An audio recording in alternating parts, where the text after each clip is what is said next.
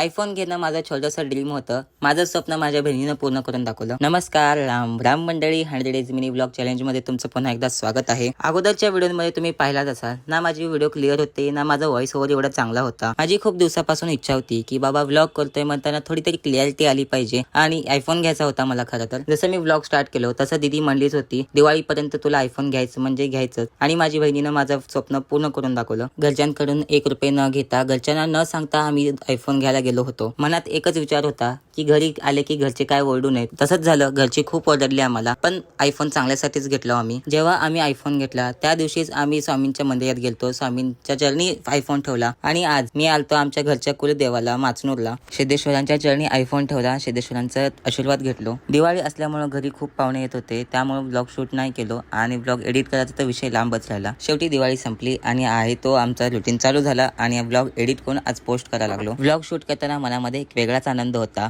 आणि इतकी छान क्लॅरिटी होती काय सांगू नका. माचनूरला सकाळ सकाळी गेल्यामुळे जास्त गर्दी भेटली नव्हती आम्हाला. मग निघालो घराच्या दिशेने. टोल नाक्यावर आम्ही नाश्ता करायला थांबलो, फक्त दालचा खाल्लो, जास्त भूक नव्हती म्हणून. सकाळी लवकर जेवायची मला सवय नाहीये म्हणून लई पित्ताचा त्रास होत होतं. माझं काळ थोबाड घेऊन मी कारच्या समोर थांबलो. घरी पोचल्या सुमितचा फोन आला. सुमित म्हणला चल थोडं फिरून येऊ म्हणला. तसंही आम्ही सुमितच्या कारमध्ये जाणार होतो. मग समृद्धला पण तिकडनं घरापासून उचललो.